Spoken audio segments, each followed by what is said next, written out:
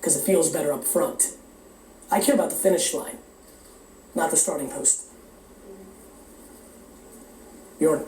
Most people care about their first piece of viral content, which becomes their whole brand and image, because that's what's trending on platform.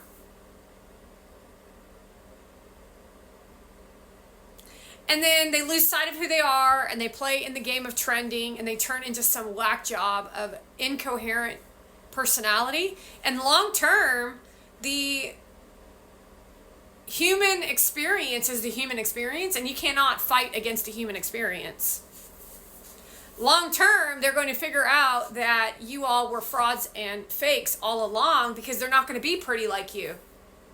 They're not going to make the money like you make, even though you're waving those carrots in their face. They're not going to be healthy. They're going to end up at the hospital, even though they were doing everything that you told them to when it comes to the eat clean nonsense. However, they watched you go to yachts and jets and parties and brag about your eat clean parties with a chef, and their lives were crumbling, and you're over there bragging, and it's on camera of you erotically standing in front of a church on Thanksgiving, telling everyone else that they're lonely, while you're glorifying yourself in a montage photograph session of telling everyone how wonderful your life is. When in actuality, what you were delivering was your own loneliness of the horrific experience of who you are as a person. However, the manifestation of what you tried to create gets the audience very confused. So think about that in terms of how you're delivering to your audience, how it's perceived by the audience, what you think your audience is perceiving, and how you continuously are up on a platform showing your ass on who you actually are, while waving a diamond ring around that no one gives two shits about, but the eye continues to draw to the diamond ring, which eventually people get so aggravated and annoyed, your business collapsed because you collapsed it. Good eyesight. Hi, Thank you. I'm Bjorn. And I must say that when I follow your videos, that you are less mellow and more thoughtful in person.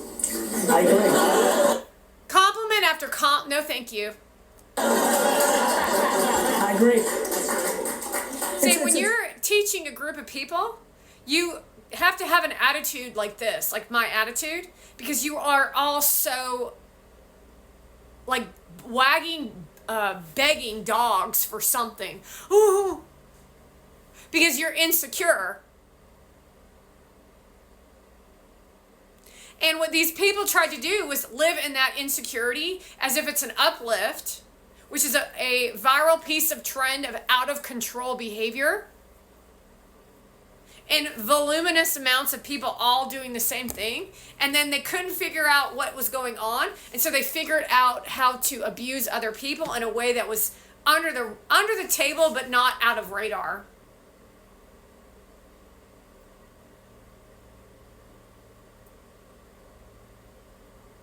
But people turn their backs on these people. It's a really good insight. And I'll tell you this, Bjorn, if there was 1,000 people here, I wouldn't. I think the context drives my behavior. I'm always listening, right? So when D-Rock and I are on camera, I'm envisioning 400,000 people, which drives my energy up. You think this is thoughtful and mellow, you should have dinner with me for 2 hours. You know what I mean? And Uplift. so the context is always You can't have a real conversation with someone in the form of what you're interested in, which would be business and real conversation between two people. See, a conversation with a real business professional, you wouldn't have, the room wouldn't have gone crazy over that comment, but because you're insecure and you're immature and you're young, which means that you're not ready for any form of voluminous amounts of followers and fans, because that's the energy of the whole entire network of TikTok. driver of my behavior. If that's a real question, I'll say yes. What's that? Okay, anyway, I run If you can't reject a laugh, then you're a follower. And a leader will know when it's appropriate, with whom it is appropriate to engage in a laugh, which sounds fucking crazy. However, you're all fucking crazy. A leader wouldn't post an Eat Clean party where they talk about functional medicine and not tell you what functional medicine is. A real leader would not show you 4 o'clock baths or erotica photography that has no purpose except to validate herself. Nor would they actually disrespect an audience so badly that it's putting people in the hospital.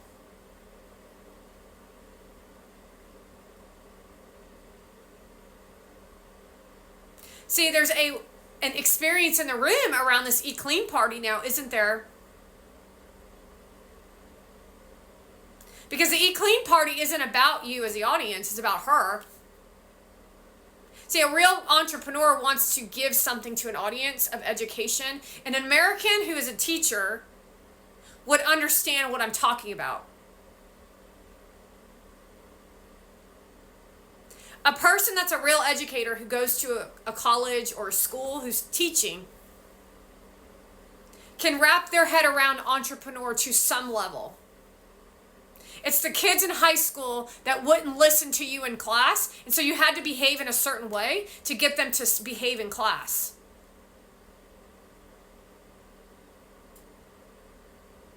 Asian startup called MiFi. I'm already interested. I know, because you talk about this being a $1 trillion industry. I believe it's the biggest space for consumer behavior going into. So what they did was they tried to create consumer behavior in the market, as in the market trended you into thinking that that was interesting at first. However, it's just deteriorating you and diminishing you as a human being, because a lot of you have kids out there. Your children have to go to school with these kids. Some of these kids are good kids, but some of these kids are very bad kids, and all of the mothers are very bad mothers. And some of you that are not on the internet have bad kids.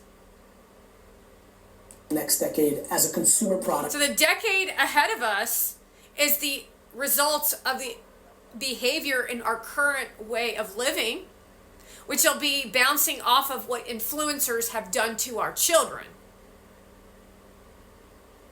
Like the way fitness was in the 90s. Yeah. And I also Because those kids that are 2 eventually turn 16, eventually turn 25, eventually turn 35, and then these 25-year-olds eventually turn 45.